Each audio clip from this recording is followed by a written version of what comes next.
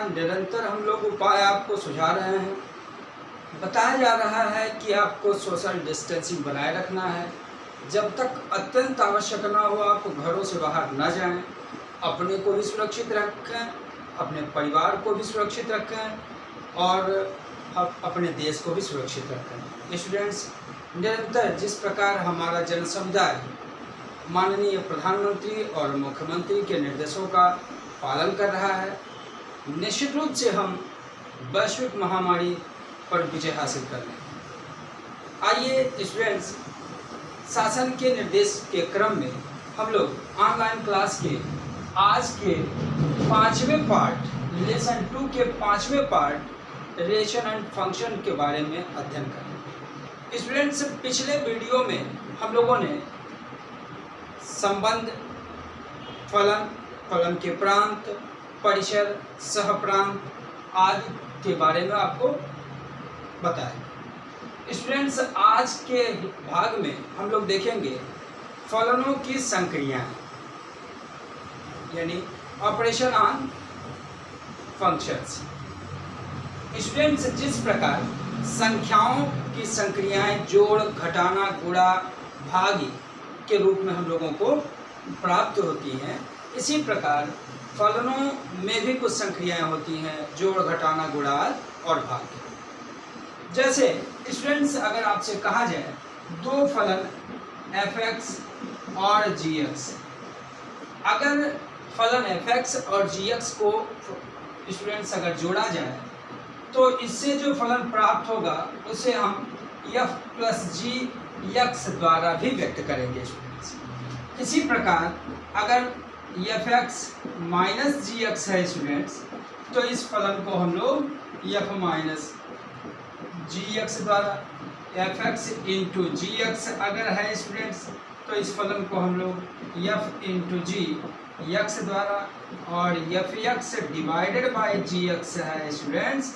तो हम लोग इसे f/gx द्वारा व्यक्त करेंगे, परंतु यहाँ शर्त होगी gx शून्य न हो। इस प्रकार स्टूडेंट्स आपने फलनों पर योग, अंतर, गुणा और भाग की संक्रिया भी देखी। स्टूडेंट्स, हम लोगों ने पिछले वीडियो में फलनों का प्रांत, परिसर और सहप्रांत देखा। स्टूडेंट्स, आज के वीडियो में हम लोग इन फलनों यानी दो फलनों या दो से अधिक फलनों के योग, अंतर, गुणा और भाग के प्रांत और परिसर के बारे में अध्ययन करेंगे। स्टूडेंट्स, अगर हम किसी फलन f(x) का जो प्रांत माने यानी डोमेन, अगर हम d1 मान लें और gx का प्रांत स्टूडेंट्स d2 मान लें, तो स्टूडेंट्स f(x) + gx अर्थात f + gx का जो प्रांत होगा स्टूडेंट्स, वो क्या होगा? d1 और d2 का इंटरसेक्शन, यानी दो समुच्चयों d1 और d2 का सर्वनिष्ठ समुच्चय से प्राप्त समुच्चय इन दोनों फलनों के योग का प्रांत होगा। ठीक है स्टूडेंट्स। इसी प्रकार अंतर में भी d1 और d2 का इंटरसेक्शन होगा। इसी प्रकार गुणा में भी d1 और d2 का इंटरसेक्शन होगा। इसी प्रकार भाग में भी d1 और d2 का इंटरसेक्शन होगा स्टूडेंट्स। परंतु ध्यान रहे कि x का वह मान आपको छोड़ देना होगा इसमें से जिस पर gx शून्य हो जाए, यानी -x का वह मान जिस पर gx क्या हो जाए? शून्य हो जाए। ऐसे तत्वों से बने समुच्चय को आपको छोड़ देना होगा। वो क्या होगा? f और g के भाग के क्या प्रांत। इसी प्रकार स्टूडेंट्स इसका परिसर भी, अगर इसका परिसर, इसका रेंज r1 और इसका r2 मान लें, तो इसका जो परिसर होगा स्टूडेंट्स वो r1 और r2 का इंटरसेक्शन, इसमें भी वही होगा, इसमें भी वही होगा, इसमें भी वही होगा और इसमें भी वही होगा, परंतु ध्यान रहे जिस पर क्या है? r शून्य न। इस प्रकार स्टूडेंट्स हम लोगों ने फलनों की संक्रिया और उनके प्रांत के बारे में अध्ययन किया। पिछले वीडियो में स्टूडेंट्स हम लोगों ने कुछ फलनों का प्रांत और परिसर ज्ञात भी किया था। इस प्रकार आज आगे की कड़ी में स्टूडेंट्स हम लोग देखेंगे फलनों के प्रकार। प्रांत और परिसर पर आधारित कुछ प्रश्न आपसे कराए गए थे, कुछ प्रश्न आपको करने होंगे स्टूडेंट्स। जो प्रश्न आपको नहीं आएगा आप मैसेज करिएगा, निश्चित रूप से आपके उन प्रश्नों का सलूशन आपको प्रोवाइड करा दिया जाएगा। स्टूडेंट्स आज की कड़ी में हम लोग देखेंगे फलनों के प्रकार और उनके आलेख। फलनों का प्रकार क्या है स्टूडेंट्स? सबसे पहले हम देखते हैं नंबर 1 फलनों के प्रकार में स्टूडेंट्स हम लोग देखेंगे सबसे पहले तत्समक फलन।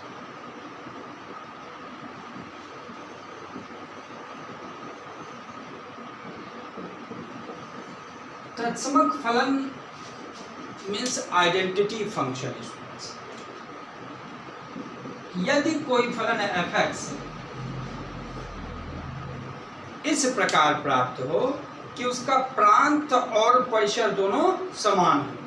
फिर से स्टूडेंट्स, अगर f is such that a to b कोई फलन इस प्रकार परिभाषित हो कि x फॉर एवरी x जो a से बिलोंग करेगा उसके प्रत्येक तत्व का संगुणन यानी प्रतिबिंब जो हो वो b के उन्हीं तत्वों से हो जिनसे वो संगुणित है, अर्थात जो फलन f का प्रांत आए स्टूडेंट्स वही उसका परिसर आए। आप देख लीजिए स्टूडेंट्स, अगर हम कोई फलन f is such that n to n कह दें तो जरा आप देखो स्टूडेंट्स, x की जगह अगर आप 1 रखेंगे f1 का मान 1, f2 का मान 2, f3 का मान 3, इस प्रकार आप देख रहे हैं स्टूडेंट्स x से बने समुच्चय प्रांत कहलाते थे और f(x) से बने समुच्चय उसके परिसर कहलाते थे।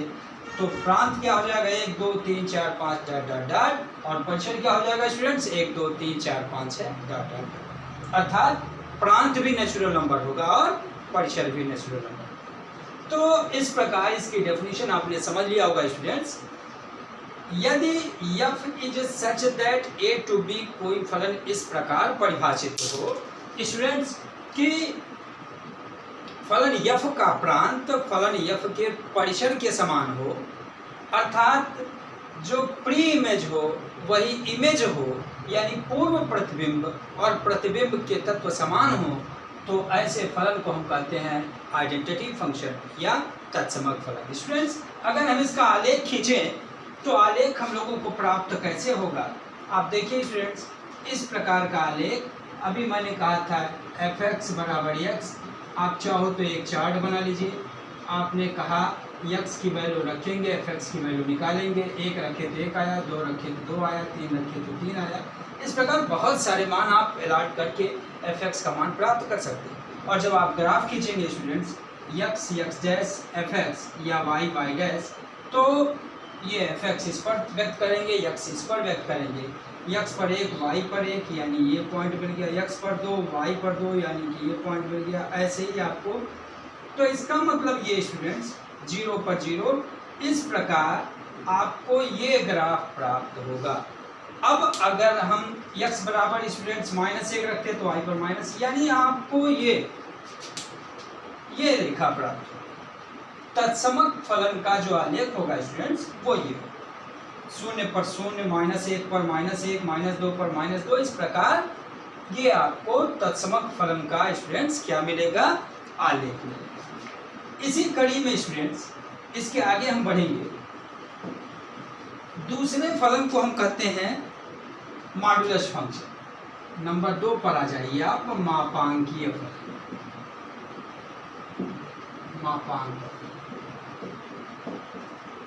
मापांक फलन स्टूडेंट्स बहुत आसान। यदि f is such that a to b कोई फलन इस प्रकार हो कि जो उसका परिसर का तत्व मिले, परिसर का तत्व मीन्स f(x) के मान, f(x) के मान जो मिले वो ऋण न प्राप्त हो, यानी मापांकीय रूप में मिले। -3 भी आए स्टूडेंट्स इसके अंदर, तो आप जानते हो उसका मॉडुलस वैल्यू 3 हो जाएगा। इसका मिनिमम वैल्यू आप जानते हो स्टूडेंट्स शून्य हो जाएगा। क्यों? यक्स की वैल्यू -1 रखे तो 0 का मान 0, अगर -2 रख दिए तो 1 से 2 घटाएंगे तो -1 का मान +1 हो जाएगा। अर्थात हम दूसरे शब्दों में कह लें कि कोई ऐसा फलन जिसके परिसर का तत्व ऋणात्मक न हो उसे हम मापांकीय फलन कहते हैं। स्टूडेंट्स, मुझे लगता है आपने इसको ठीक से बड़ी बातें देख लिया होगा। अगर हम इसके ग्राफ की बात करें स्टूडेंट्स, तो यक्स की वैल्यू 0 पर आप देखो, यक्स की वैल्यू 0, आप चाहें तो ऐसे बहुत सारे पॉइंट ले सकते हैं यक्स और एफ एक्स। यक्स की वैल्यू -1 रखे तो ये 0 आ गया, 1 रख के -2 भी रख दिए स्टूडेंट्स तो ये 1 हो गया। देख लीजिए, चेक कर लीजिए, -1 +1 0, 0 का मान 0, -2 1 से 2 घटाए -1 का मान 1, और 1 रखे तो 1 1 2 का मान 2। आप खींचना चाहें तो स्टूडेंट खींच लीजिए। एफ एक्स की वैल्यू कभी ऋण प्राप्त नहीं होगी, यानी एक्स की वैल्यू जब आपने माइनस रखा था तो वाई की वैल्यू 0 आ गई, एक्स की वैल्यू -2 रखे थे तो एफ एक्स की वैल्यू 1 आ गई। इस प्रकार स्टूडेंट्स आपको ये आलेख प्राप्त होगा। तो मापांकीय फलन इसके रूप में बहुत सारे मिल सकते हैं। F x equal mod of x, F x equal 3x - 2 का mod, F x equal 7x + 8 आदि का मापांकीय। तो बहुत सारे आपको मापांकीय फलन के उदाहरण आपको दिखाई पड़ेंगे। एक बार फिर से स्टूडेंट्स, इसका प्रांत क्या होगा? कोई भी रियल नंबर रख दो, एफ एक्स जो आएगा वो वास्तव में वास्तविक संख्या ही प्राप्त होगा। परंतु जो परिसर होगा स्टूडेंट्स, यानी प्रांत की बात करें, अगर हम डोमेन की बात करें स्टूडेंट्स,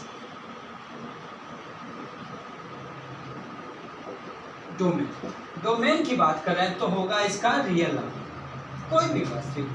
कोई भी वास्तविक संख्या रखोगे, वास्तविक में जोड़ेंगे वास्तविक आएगा, उसका मॉड्यूलस वास्तविक हो जाएगा।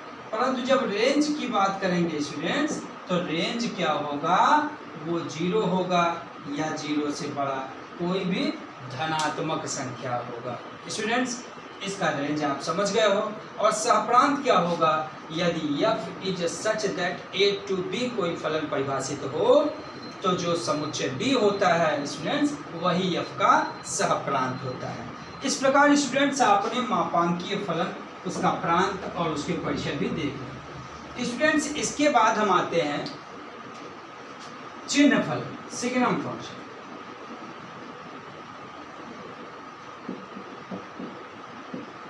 चिन्ह फलन या signum function. Student, signum function क्या होगा? एफ एक्स इक्वल, अगर आपसे कह दिया जाए 1 0 माइनस यक्स की वैल्यू, अगर यक्स बराबर 0, यक्स का मान अगर ऋणात्मक, तो इस प्रकार के फलनों को स्टूडेंट्स हम लोग कहेंगे सिग्नम फंक्शन। बड़ी ही सरलता से कह सकते हैं, जो इसके परिसर के तत्व होंगे, यक्स अगर 0 से बड़ा है तो 1 आएगा, चाहे यफ 5 निकालोगे तब भी 1, यफ 100 निकालोगे तब भी 1, यफ 200 निकालोगे तब भी 1। यफ 0 पर 0 मिलेगा और किसी भी यक्स के ऋण मान पर एफ एक्स का मान ऋण 1 मिलेगा। सो परिसर के तत्व स्टूडेंट्स क्या हो गए? 1, 0 और -1।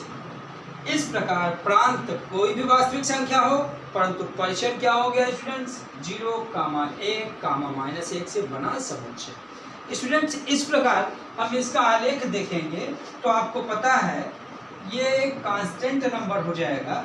यक्स 0 से बड़ा पर +1 आएगा, 0 से बड़ा मीन्स आप ऐसे कह लीजिए, ये +1 हो जाएगा, 0 से छोटा पर -1 हो जाएगा, और 0 पर स्टूडेंट ये हो जाएगा। अर्थात एग्जैक्ट 0 पर यह वक्र टूट जाएगा। आगे हम लोग पढ़ेंगे सत्यता और असत्यता में, तो कहा जाएगा 0 पर यह फलन टूट गया है। आगे देखिए स्टूडेंट्स, इसके बाद हम आते हैं महत्तम पूर्णांक फलन।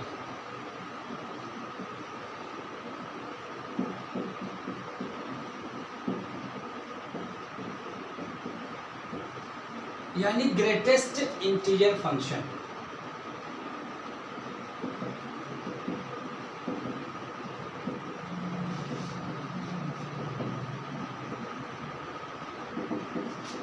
Greatest integer function. इस तरह के स्टूडेंट्स हमारे पास 2-3 फलन होते हैं। क्या? महत्तम पूर्णांक फलन, लघुत्तम पूर्णांक फलन और फ्रैक्शनल पार्ट यानी भिन्नात्मक पूर्णांक फलन, फ्रैक्शनल पार्ट फंक्शन, भिन्नात्मक भाग फलन। स्टूडेंट्स इसके बारे में आप जान लो। यदि f(x) कोई फलन इस प्रकार हो कि जिसमें अगर x पूर्णांक है तो उसकी वैल्यू वही हो जाए, परंतु अगर वह पूर्णांक नहीं है तो f(x) का मान जो है वो उससे जस्ट पहले वाला पूर्णांक हो। तो इस प्रकार के फलन को हम लोग कहते हैं स्टूडेंट्स महत्तम पूर्णांक। क्या कहेंगे? महत्तम पूर्णांक फलन या ग्रेटेस्ट इंटीजर फंक्शन। जैसे स्टूडेंट्स इसका एक एग्जांपल लीजिए। अगर कह दिया जाए 3.4, इसकी वैल्यू अगर हम कहें तो अगर ये पूर्णांक होता तो इसका उत्तर यही आ जाता, परंतु अगर ये पूर्णांक नहीं है तो इससे जस्ट पहले वाला पूर्णांक कौन है स्टूडेंट्स? तो इस प्रकार के फंक्शन को हम क्या कहेंगे? महत्तम पूर्णांक फलन। अर्थात यदि f is such that a to b, कोई फलन इस प्रकार परिभाषित हो कि f(x) का जो मान आए वो x अगर पूर्णांक है तो वही मान हो और अगर पूर्णांक नहीं है तो उसे जस्ट पहले वाला पूर्णांक हो। अर्थात हम इसको ऐसे एक्सप्लेन कर सकते हैं x और x से पूर्व का पूर्णांक। कब? अगर x बिलोंग टू I और अगर x does not belong to. Students आपने समझ लिया होगा, अगर x पूर्णांक है तो ग्रेटेस्ट इंटीजर फंक्शन का मान वही हो जाता है और अगर पूर्णांक नहीं है तो उसे जस्ट पहले का पूर्णांक। एक छोटा सा उदाहरण प्रायः बच्चे उलझ जाते हैं। 3.5 माइनस। अब स्टूडेंट्स इसको देखोगे आप तो ये पूर्णांक नहीं है। सो स्वाभाविक सी बात है, अकॉर्डिंग टू डेफिनेशन इससे जस्ट पहले का पूर्णांक और इससे जस्ट पहले का पूर्णांक क्या होगा स्टूडेंट्स? न कि -3। ठीक है ना? तो इस प्रकार हम लोग बड़ी सरलता से महत्तम पूर्णांक फलन का प्रतीक और इसकी परिभाषा तथा इसके कुछ गुणधर्म के बारे में जानें। स्टूडेंट्स अब अगर हम इसका आलेख खींचें तो आप देखिए students 0, 1, 2, 3, 4 and so on, -1, -2, -3, -4 and so on, 1, 2, 3, -1, -2, -3। आइए स्टूडेंट्स हम x की वैल्यू 0 से 1 के बीच रखेंगे। अगर 0 से 1 के बीच कोई भी मान रखेंगे तो जो मान आएगा f(x) का 0 से 1 पर 0 आएगा। देख लीजिए आप, 0 से 0 रखे तो इसका मान 0 आ गया। 0.9 रखे तो चूंकि ये पूर्णांक नहीं है सो इससे जस्ट पहले वाला पूर्णांक, यानी 0 से 1 तक, 1 के बीच, 1 तक नहीं, 0 से 1 के बीच क्या होगा? 0 पर 0 होगा, 0 पर 0 होगा, एग्जैक्ट 0 छोड़ दीजिए। 0 से 1 के बीच में क्या स्टूडेंट्स? 0 से 1 के बीच में ध्यान नहीं कर लीजिए, 0 से 1 के बीच, 0 से 1 के बीच 0 हो जाएगा। 0 से 1 के बीच कहा मैंने, 0 पर भी 0 होगा, 1 से पहले तक 0 होगा, 1 से 2 के बीच, 1 से 2 के बीच स्टूडेंट्स 1 होगा। एग्जैक्ट 2 पर देखा स्टूडेंट्स, एग्जैक्ट 2 को छोड़ दिया मैंने। अब आप देखो इसके बाद 2 से 3 के बीच में 2 हो जाएगा स्टूडेंट्स, 2 से 3 के बीच में 2 हो जाएगा।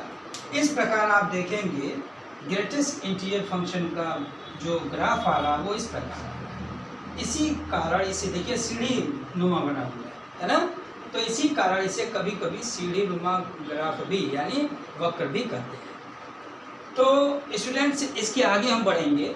अगर आप फिर से इसके प्रांत की बात करो तो प्रांत हो जाएगा स्टूडेंट्स r, कोई भी वास्तविक संख्या, परंतु जो परिसर आएगा स्टूडेंट्स आपने देखा कभी भी अपूर्णांक इसका मान नहीं होता। सो क्यों मैंने आई कह दिया? ऋण पूर्णांक भी हो सकता है, शून्य भी हो सकता है और धन पूर्णांक भी हो सकता है। इसलिए महत्तम पूर्णांक फलन का परिसर सदैव आई और प्रांत स्टूडेंट्स आर होता है। इस प्रकार स्टूडेंट्स अगर हम लघुत्तम पूर्णांक फलन की बात करें, यानी यही चीज आपको हटा दिया जाए, कहा जाए लघुत्तम पूर्णांक फलन। लघुत्तम यानी लीस्ट इंटीजर फंक्शन। अब लीस्ट इंटीजर या लोवेस्ट इंटीजर फंक्शन क्या होगा स्टूडेंट्स? जस्ट उसका उल्टा। अब देखिए fx, ये हम लोगों ने कह दिया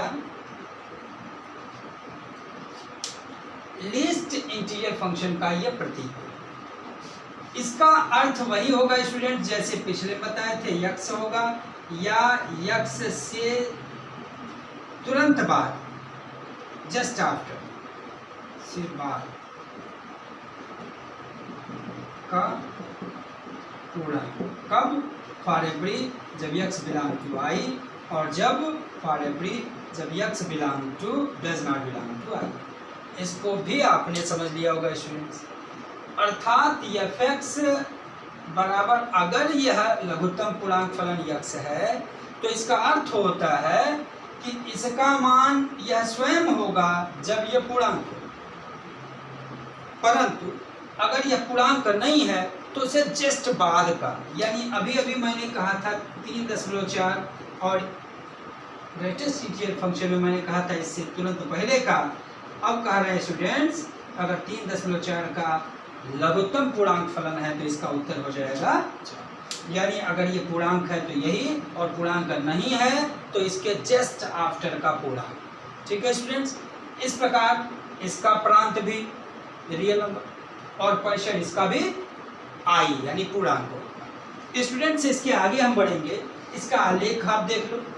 इसका आलेख आप देखेंगे तो 0 1 2 3 -1 -2 -3 1 2 -1 -2, बहुत सारे मान मिलेंगे स्टूडेंट्स आपको। आइए हम बात करते हैं 0 पर, तो 0 ही होगा। 0 से 1 के बीच में 1 हो जाएगा स्टूडेंट्स। 0 से 1 के बीच, देखिए स्टूडेंट्स एक बार फिर से देख लें। 0 पर तो 0 होगा, 0 से तुरंत बाद का 1 होगा, और 1 का 1 तक भी 1 होगा स्टूडेंट्स। पिछले में हम इधर सर्किल बनाए थे, अब की बार यहाँ सर्किल बन गया। 1 से 2 के बीच स्टूडेंट्स मान जो होगा ये देखिएगा, एग्जैक्ट 2 पर तो 2 हो, एग्जैक्ट 2 पर तो 2 हो जाएगा। देखिए स्टूडेंट्स क्या कहा था मैंने, अगर यह पूर्णांक है तो उसका मान क्या हो जाएगा, अगर 1 है तो 1 रहेगा। 1 से जस्ट आफ्टर स्टूडेंट्स, 1 से जस्ट आफ्टर, 1 से थोड़ा भी बड़ा मान लोगे तो वो 2 हो जाएगा। 2 तक 2 रहेगा स्टूडेंट्स। 2 से तुरंत बाद वाला जो होगा वो 3 हो जाएगा। इस प्रकार आपने महत्तम पूर्णांक फलन और लघुत्तम पूर्णांक फलन के ग्राफ को देखा। महत्तम पूर्णांक फलन में दाहिने तरफ हमने छोड़ दिया था, लघुत्तम पूर्णांक फलन में बाएं तरफ छोड़ देते हैं। ये भी सीढ़ी नुमा ही बना स्टूडेंट्स। तो इसका प्रांत भी आपने देखा, इसका परिसर भी देखा, इसका आलेख भी देखा। अगर स्टूडेंट्स हम इसके बाद फ्रैक्शनल पार्ट यानी भिन्नात्मक भाग का फलन देखें, भिन्नात्मक भाग फलन, फ्रैक्शनल पार्ट, भिन्नात्मक भाग फलन, fractional part function students. Fractional part function को हम एक विशेष प्रतीक मझले कोष्ठक से इस प्रकार व्यक्त करते हैं स्टूडेंट्स। फ्रैक्शनल पार्ट फंक्शन जो होता है, अगर ये पूर्णांक है स्टूडेंट्स, ध्यान दीजिएगा, अब की बार फ्रैक्शनल पार्ट सीधी सी बात कह रहा हूँ। फ्रैक्शनल पार्ट फंक्शन में हम पूर्णांक वाले हिस्से को नहीं लेते, यानी अपूर्णांक वाले हिस्से को ले लेते हैं। तो मेरे ख्याल से आप समझ गए होंगे स्टूडेंट्स। यदि f is such that a to b कोई फलन परिभाषित हो, इस प्रकार परिभाषित हो कि यक्स इस प्रतीक से व्यक्त किया गया हो, जहां यक्स अगर पूर्णांक है तो उसका फ्रैक्शनल पार्ट जीरो होने के कारण जीरो, और अगर अपूर्णांक है तो अपूर्णांक वाला हिस्सा ही इसका मान हो।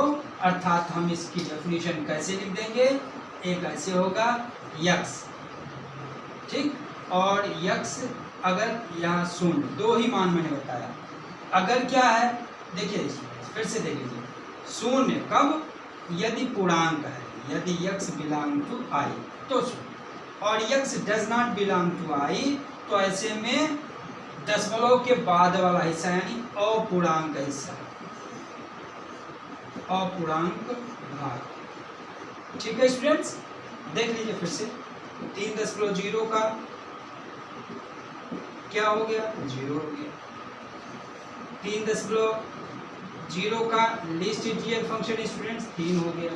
3.0 का ग्रेटेस्ट इंटीजर, ये देखिए दोनों बराबर आ गए, परंतु ये क्या हुआ, ये दशमलव के बाद वाला ही लिखता है, यानी अपूर्णांक भाग को ही लिखता है, इसीलिए इसका नाम है भिन्नात्मक भागफल, फ्रैक्शनल पार्ट फंक्शन कहलाता है स्टूडेंट्स। तो इसका मतलब ये है कि अगर हम इसकी बात करें स्टूडेंट्स, इसके प्रांत की, तो प्रांत तो कोई भी रियल नंबर होगा, परंतु परिसर में आपने देखा शून्य या एक से छोटा, ठीक है ना स्टूडेंट्स, यानी भिन्न के बाद वाला यानी अपूर्णांक वाले हिस्से को ही हम लिखते हैं, और अपूर्णांक वाला हिस्सा सदैव 0 से 1 के बीच में होता है, परंतु 0 भी था, अगर पूर्णांक हुआ तो 0, इसीलिए मैंने यहाँ क्लोज और यहाँ ओपन, यानी इस पर विपरीत और इस पर संवृत्त अंतराल का प्रतीक बनाया हुआ। इस प्रकार से आपने भिन्नात्मक भागफलन का भी प्रांत, परिसर और आलेख देख लिया। इसके बाद स्टूडेंट्स कुछ फलन और होते हैं, जैसे भिन्नात्मक बहुपदीय फलन, आपने देखा हुआ है बहुत सारे बहुपदीय फलन मिलते हैं। बहुपदीय फलन मीन्स यदि f(x) का मान किसी बहुपद के रूप में प्राप्त हो तो वो बहुपदीय फलन कहलाता है। उसके प्रांत और परिसर के बारे में पिछले वीडियो में चर्चा हुई थी स्टूडेंट्स। इसके बाद बहुत सारे ऐसे फलन होंगे जो px/qx के रूप में हों। स्टूडेंट्स अगर हम इसकी बात करें तो इसका प्रांत, अभी अभी बात किया, दोनों के प्रांत का जो इंटरसेक्शन होगा वो इसका प्रांत हो जाएगा। ये शून्य ना हो, ये आपको ध्यान रखना होगा। तो इस प्रकार स्टूडेंट्स आपको बहुत सारे प्रश्नों के प्रांत और परिसर बताए गए। ऐसे बहुत सारे प्रश्नों का अभ्यास आपको करना होगा स्टूडेंट्स। अब रिलेशन एंड फंक्शन के 5वें हिस्से में आपको आज प्रांत, परिसर और उनके आलेख के बारे में बताया गया। आप इन सभी प्रश्नों का अभ्यास करिएगा। जहाँ भी आपको दिक्कत आएगी उस पर आप व्हाट्सएप के द्वारा या मैसेज करिएगा, आपको आपके सोल्यूशन प्रोवाइड करा दिए जाएंगे। ठीक है स्टूडेंट्स, इट्स